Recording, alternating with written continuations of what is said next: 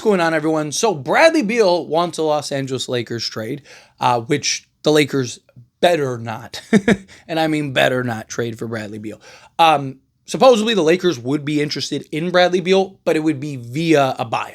Right? There's some talks about the Suns may end up, when all is said and done, after they're done with everything, might end up buying him out and letting him go elsewhere because they're going to be kind of stuck with him 2 years regardless. He's not going to opt out of, $54 million, right? So kind of stuck with him for 2 years regardless, kind of be, better, through elimination, right? You just saw the Milwaukee Bucks kind of waive a guy and stretch him. Maybe they do the same thing with Bradley Beal, where they kind of waive Bradley Beal and stretch him over a couple years to kind of give them some flexibility, right? But you also don't want to stretch him over too long. I would try to, if I could, the position that Phoenix is in, you're probably better off just buying him out, right? Like having him take less money, over the next 2 years, right? Because he has a player option. So you pay out, because you look at like his contract, he's making $53 million, almost $54 million, and then $57 million this year. So talking, $111 million that you'd need. So can you buy him out for, $90 million over the next 2 years? And then at least that kind of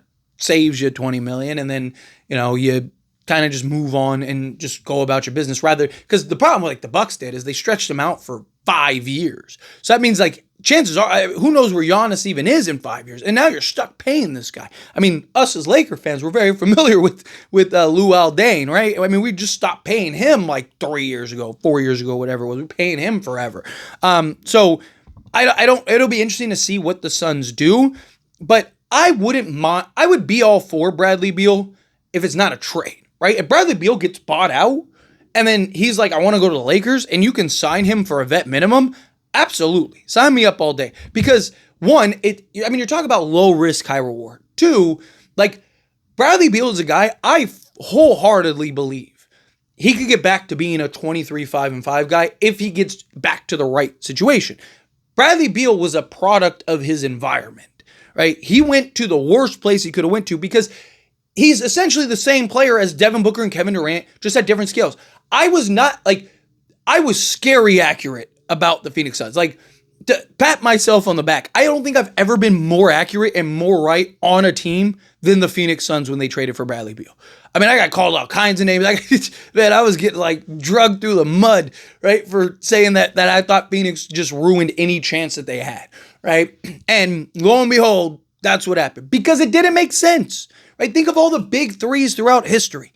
They all played different positions. They all had different skill sets, right? And one guy had to sacrifice more than anybody, right? But Bradley Beal, Devin Booker, and Kevin Durant, they all are the same player, just at different scales and different levels. And Bradley Beal and Devin Booker are literally the same player that play the same position. Neither is as good enough as a playmaker to slot in and play the point. Neither is big enough to properly slot in and play the three. It was never going to work. It was never going to make sense. Just like Jalen Green and Devin Booker are probably not going to make sense.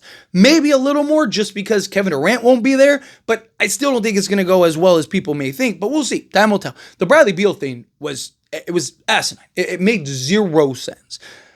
But Bradley Beal's not that far removed from being that 23-5-5 guy when he was in the right situation. And he played alongside guys like Russell Westbrook, right? And was still able to be that guy. I think if you can get Bradley Beal on a minimum, I would do it. No questions asked. Now, I don't, honestly, I'd probably start him over Austin Reeves, but I don't think the Lakers would do that. It also would kind of give you, especially if you can sign Bradley Beal to a small deal, because it's like, dude, you're making $100 million over the next 2 years, right? Like, let's sign a 2-year vet minimum deal, and you get him for 2 years. I would seriously look to trade Austin Reeves at that point. Bradley Beal, the big question with Bradley Beal is just his health, but maybe you can turn Austin Reeves into other needs and pieces, right? Because again, like Bradley Beal and Austin Reeves, yeah, they could play together at times, but I do think you still have, like, Bradley Beal would have to fully embrace and accept the sixth man role. Like, he'd be going to the Lakers to just be the sixth man, right? And it doesn't make sense to trade for him because you'd have to trade Austin Reeves and everyone else. And like, if you are, like, I'm not against trading Austin Reeves. Like I said, I just said I'd trade him, but it has to make sense, right? Like, I'm not trading Austin Reeves for, the example that I use all the time was like Colin Sexton. Like, I'm not turning Austin Reeves into him, but if I can get clear upgrades, right? If I could get a package centered around Herb Jones, yeah, now we're talking, right? Herb Jones is young enough to where he could be a foundation piece along with these guys.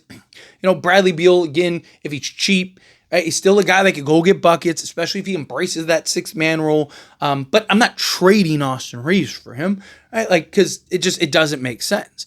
You even look at last year, which was like a terrible year for him. He still averaged 17 points, 3 rebounds, and almost 4 assists, right? Like on 49.7% shooting, so almost 50% shooting.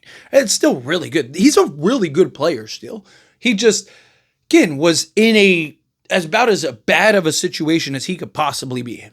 Like, genuinely. Like, it made no sense to begin with. But Phoenix, Matt Ishbia got new owner syndrome, and it kind of put them in a position. But, he's 6'4". I kind of go over his stats. Go over, like, what he did. Like I said, last year, 53 games played, 38 games started. The biggest problem with him is just he can't stay healthy. Right? You look at, like, he played 53 games with Phoenix. So both years with Phoenix played exactly 53 games. 50 games, 40, 60, 57. The last time he played, like, a full, to his credit, 2 straight years, in 2017 through 2019, he played all 82 games, which is the only time he's ever done that, was those 2 years back to back. And then since then, it's been 57, 60, 40, 50, 53, 53. Right? But if you could have him as a 6-man role, you're okay with it, right? Like, if he only plays 50 games, as long as he's healthy come playoff time, you're in good shape. And Bradley Beal's a guy that could go win you games by himself, right? He's going to have those games where he goes and drops 30, right? He's hot, he's cooking, right? Gives you some isolation scoring. A guy that can be a swing man, right? Shooting the basketball. He's always been a good 3-point shooter too. But look at Bradley Beal. Again, 53 games played, 38 games started, 32 minutes per game, took 13.1 field goal attempts per game, shot 49.7% from the field. From 3-point range, shot 38.6% on 5 attempts. 2-point range, 8.1 attempts, shot 56.5% from 2-point range, EFG of 57.1%. 2.6 free throws a game, shot 80.3%. 3.3 rebounds, 4 assists, 1 steal, half a block, and 17 points per game. Right, so still give you some defense. He was better year 1 with Phoenix. He was 53 games played, 53 games started, 14 attempts per game, shot 51.3% from the field. He shot 43% from 3-point range on 4.4 attempts. If he was to slot alongside a Luka and LeBron, I don't know, might be pretty good. I mean, he might be able to get back up to that, right? 2-point range, 55.2% from 2-point range on 9.4 attempts. I had an EFG of 58.2%. Free throw shooting, 81.3% on 2.5 attempts, 4.4 rebounds, 5 assists, a full steal, half a block, and 18.2 points. So he's a guy that gets you steal, plays some defense. And he's not like an elite defense player, but he's better than a lot of the guys that are on this roster. I don't hate it. Again, if you get him on a buyout. If they end up waiving him, then fine. Go bring him on board. I'm all for it.